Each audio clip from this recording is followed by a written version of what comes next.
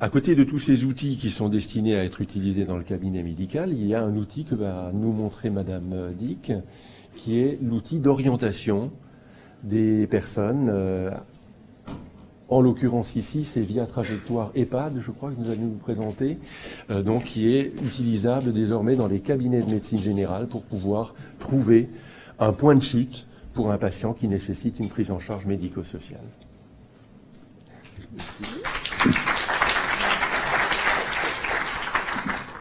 Bonjour à tous, donc moi je suis gériatre et donc en charge pour l'ARS et Alsace Santé de déployer ce projet régional, donc qui est financé par l'ARS, mais on a le soutien aussi des 2 conseils généraux qui vont nous accompagner dans la campagne de communication auprès de l'usager, parce qu'à partir de fin d'année, probablement début décembre, l'usager et sa famille auront aussi accès à l'outil trajectoire en EHPAD. L'objectif, c'est de faciliter les démarches d'inscription en maison de retraite et on a le doux espoir de se dire que peut-être on va aussi raccourcir les délais d'admission en EHPAD. On va essayer de comprendre comment ça pourrait fonctionner. Donc, je pense qu'il y a déjà un certain nombre d'entre vous qui connaissent Trajectoire SSR, pour ceux qui travaillent en milieu hospitalier, donc il y a un outil d'aide à l'orientation et à l'admission en service de soins et de réadaptation, mais aussi en hospitalisation à domicile, qui est en place en Alsace dans tous les établissements de santé depuis 2010. 95% des demandes de Trajectoire SSR, enfin des demandes de SSR passent par Trajectoire.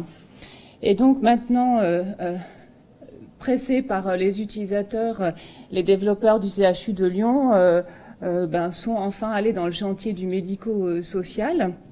Et donc l'Alsace est pilote pour tester ce nouveau module depuis 2 ans. Un peu moins, pardon, là. Mais ça fait déjà 2 ans qu'on travaille, hein. C'est-à-dire que le temps de faire le cahier des charges, de mettre en pilote, en production, avec 4 autres régions. Et on est la première région à avoir déployé au domicile. Je vous montrerai les chiffres. Et l'Alsace est aussi sur un autre chantier avec les développeurs de Lyon, qui est l'orientation dans les structures pour handicap. Trajectoire EHPAD, ça va être les mêmes fonctionnalités que Trajectoire SSR. Donc c'est un outil web avec un accès sécurisé.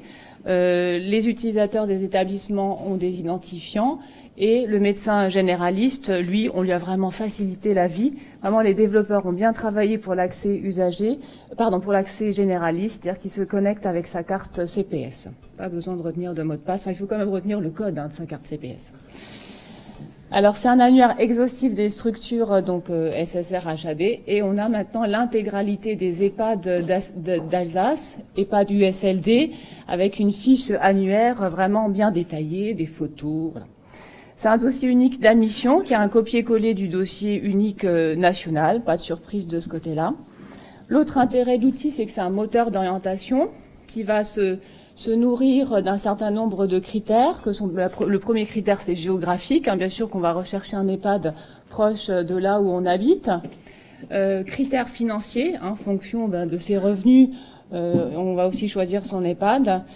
Critères prestations de confort. Moi, je veux un EHPAD où je puisse venir avec mon chat. Donc, il n'y en a pas beaucoup en Alsace, mais on peut les trouver avec balcon, coiffeur, etc. Et enfin, il y a aussi une orientation en fonction des éléments médicaux. Donc ça, c'est une aide à l'orientation pour les médecins. On met Alzheimer avec troubles du comportement, par exemple risque de fugue. On va tomber sur une liste d'EHPAD qui ont une unité de vie protégée ou qui ont un PASA. Si on met insuffisance cardiaque comme pathologie principale, l'outil va poser la question, est-ce que c'est une insuffisance cardiaque terminale ou instable? Auquel cas, ça va diriger plutôt la demande vers un USLD. Et enfin, l'autre fonctionnalité très intéressante de l'outil, c'est que c'est un observatoire. Donc on aura enfin une idée claire du nombre de demandes qui sont faites en Alsace ou sur un territoire de la région, de la proportion de demandes qui aboutissent, du délai moyen d'admission, par exemple, par structure, et on pourra même faire des stats par filière pathologique. Par exemple, la filière Alzheimer, y a-t-il un problème d'aval et d'entrée en institution pour cette filière-là? Donc, clairement, pour les tutelles, ça permet aussi de planifier l'offre. Concrètement, alors, quels sont les avantages? Alors déjà, c'est un dossier qui est toujours lisible, bien écrit. Ça permet aussi de gagner du temps, parler du Vidal, mais là, c'est un gain de temps considérable pour les EHPAD qui ont des armoires pleines de dossiers d'inscription papier. Alors l'intérêt, la traçabilité, parce que déjà l'outil recherche les doublons. Donc il y a déjà un dossier d'EHPAD qui a été fait pour une personne, il va tout de suite le signaler. Donc c'est déjà une façon de raccourcir ces listes d'attente en évitant les doublons. L'usager ou le professionnel va avoir un accusé de réception, parce que à ce jour on envoie un dossier papier, il y a certains EHPAD qui se prennent la peine de répondre en disant vous êtes bien sur liste d'attente, mais c'est pas le cas de tous les établissements, donc on ne sait même pas si la demande est déjà là ou pas.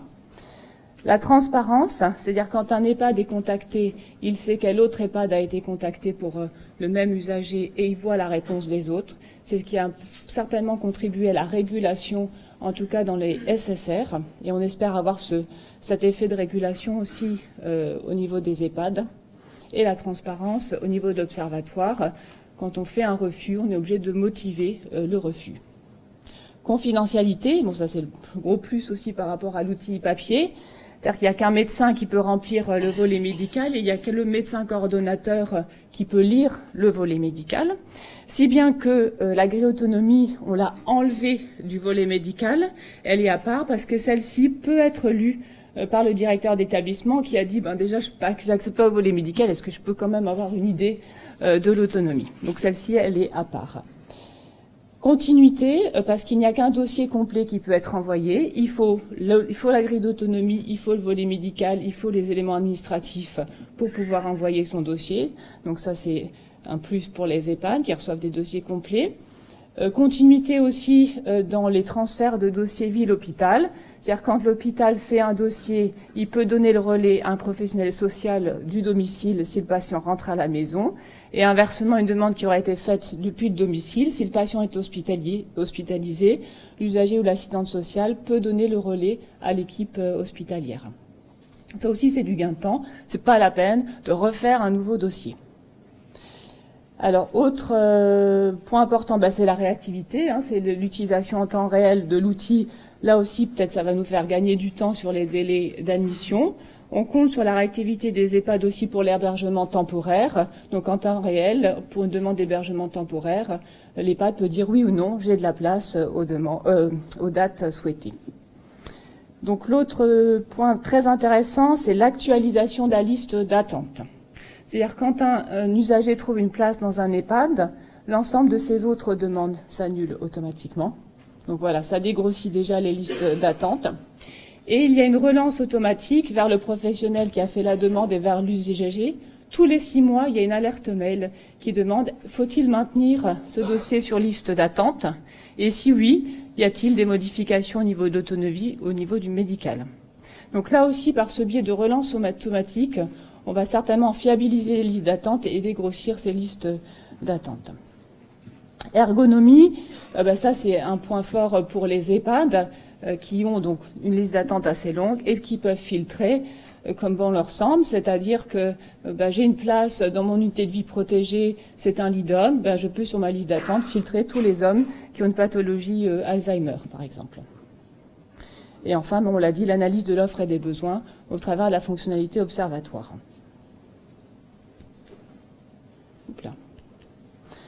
Alors c'est un projet ambitieux parce qu'il y a beaucoup d'acteurs sur ce circuit du dossier. On dit qu'il y a à peu près la moitié des demandes qui sont faites par l'hôpital. L'hôpital, c'est assez facile, maîtrise déjà bien trajectoire SSR. Je pense qu'il n'y a pas eu de difficulté pour utiliser trajectoire médico-sociale. Et du côté du domicile, donc là, c'est là que les médecins traitants interviennent. Avec un interface dédié. À partir de décembre, l'usager et sa famille pourra également intervenir. Et enfin, certains professionnels ont accès aussi à l'interface professionnelle. C'est le cas du réseau Alsace gérontologique, des MAIA, de tous les assistantes sociales du secteur géronto, des conseils généraux.